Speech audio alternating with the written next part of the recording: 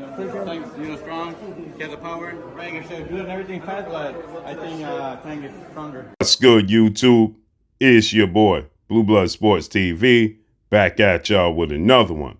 So, 4-division world champion Mexican superstar boxer Leo Santa Cruz, who has 38 wins, 2 losses, 1 draw, and 19 wins by way of knockout. One time in his career, he's been knocked out. Stands at 5'8" with a 69-inch arm reach, and former junior welterweight WBA regular champion Mexican star boxer Mario Barrios.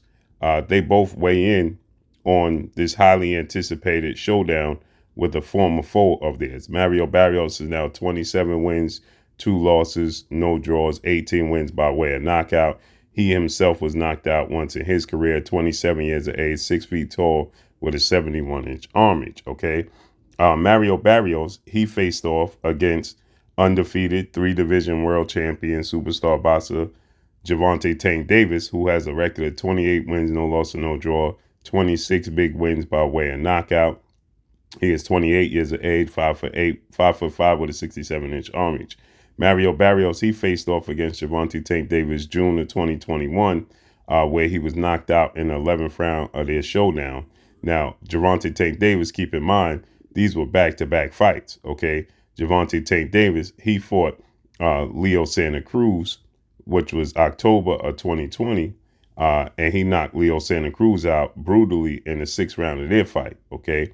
And then he fought Mario Barrios in June of 2021, right? And he knocked Mario Barrios out in the 11th round of their fight. Now, he moved up from fighting Leo Santa Cruz at 130 to fight Mario Barrios at 140. So he jumped up 10 pounds in 2 weight classes and stopped Mario Barrios. So this all ahead of this highly anticipated April 22nd showdown between Gervonta Tank Davis and undefeated lightweight junior welterweight Mexican superstar boxer King Ryan Garcia, who's 23 wins, no loss, no draw, 19 wins by way of knockout, 24 years of age, 5'10", with a 70-inch arm reach, okay? Gervonta Tank Davis was last seen in the ring January 7th of this year, 2023, when he stopped Hector Garcia, who was the WBA super featherweight 130-pound world champion, okay? So Leo Santa Cruz, Mario Barrios, they give their thoughts on this fight between Gervonta Tank Davis and Ryan Garcia. Now, Ryan Garcia, he has a lot of intangibles, physical intangibles, that of, Mario Barrios. He's about 5'10", 5'10 and a half with a 70-inch arm reach. Now, they have Mario Barrios listed as 6 feet tall. I think Mario Barrios is more about 5'10", 5'11", extremely long arms. And Tank Davis, in the first half of that fight, in the first 4 or 5 rounds, I thought he was losing the fight in the first 4 or 5 rounds. He came back and he stopped Mario Barrios in the 11th, right? And with Leo Santa Cruz, I had it three rounds to 2 in favor of Tank Davis. I thought Leo Santa Cruz was having success with his jab, his range, and counterpunch ability. And in the 6th round, it was bang, right? And he knocks out Leo Santa Cruz. So Leo Santa Cruz, he says the same thing, that Gervonta Tank Davis is just simply too fast, too strong, too powerful. Ryan Garcia has hand speed, but that won't matter because Tank Davis' timing will overcome that, and he'll clip Ryan Garcia. And Mario Barrios, he did a few interviews where he was asked, and he was hesitant to give a description of what he thought was going to happen. And finally, he stated that he believes that Tank Davis is just simply, underrated as a boxer. He sets up his knockouts, and he thinks that he's going to knock out Ryan Garcia. Now, Mario Barrios, he was having success, a lot of success. I think out of all the fights, I think Mario Barrios and Hector Garcia had the most success against Gervonta Tank Davis throughout his career. And I think Mario Barrios had the most success out of anybody against Gervonta Tank Davis. I thought he won the first 4 to 5 rounds, right? Gervonta Tank Davis, you even saw legendary, retired, iconic Hall of Fame superstar who was the promoter and mentor of Gervonta Tank Davis and Floyd Mayweather. He was panicking. He went to Gervonta Tank Davis's corner. He walked to his corner from his seat and started screaming to Gervonta Tank Davis, you gotta tighten up. You got to do something. You can't lose this fight, so on and so forth, right? So Floyd Mayweather was showing panic, right? And that lets you know how much success Mario Barrios was having in that fight.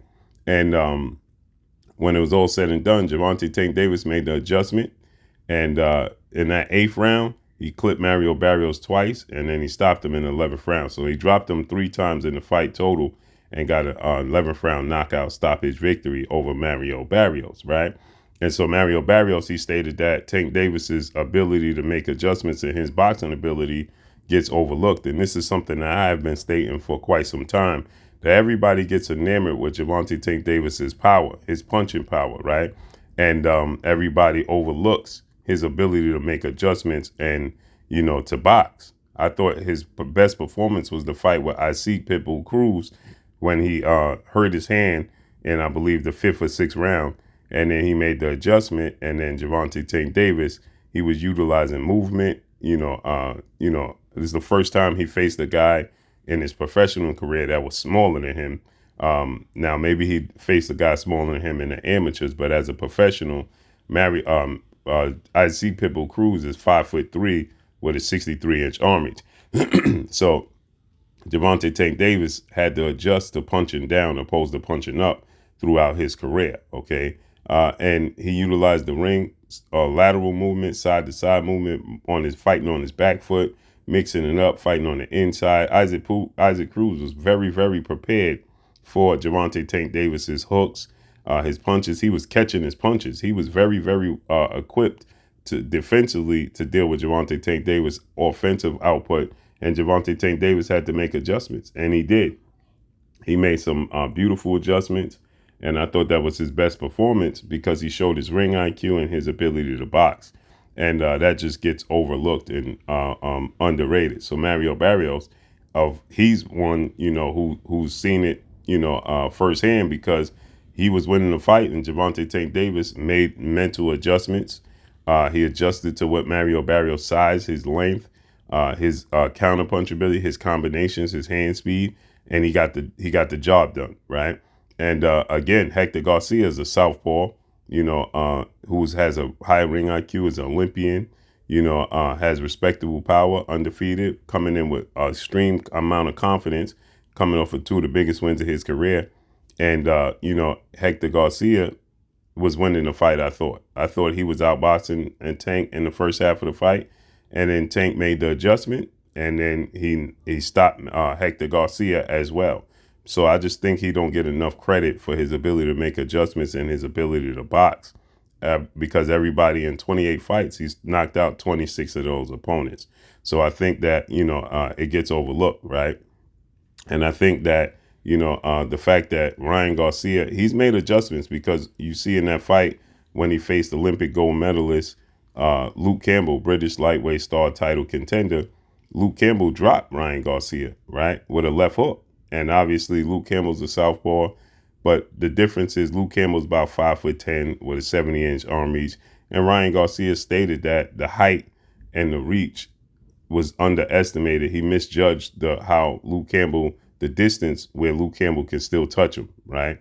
And he got clipped with the left hook. And since then, you can see this left hook right here, bang. He feinted, he went to the body and then came up top with the left hook.